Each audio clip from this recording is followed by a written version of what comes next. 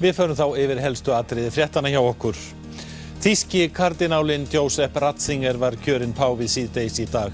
Hann 78 ára og var nánasti samstarfsmaður Jóhannesar Páls forvera síns.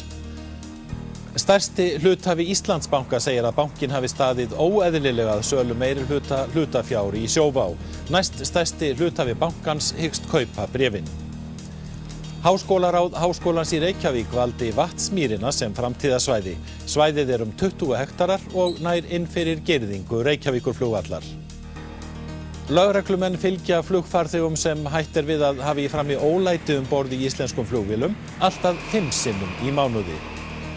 Fjárlaganefnd Alþingis ætlar að fara yfir skýrslu Ríkisendurskoðunar sölu Lands- og Búnaðarbanka sem kom út árið 2003. Og 12 rottur voru drepnar í fjölbýlishúsi í Reykjavík á dögunum eftir að gat kom á skólplögn. Starfsmenn meindýravarna borgarinnar vilja að neyðarnúmer þeirra sé kynnt betur.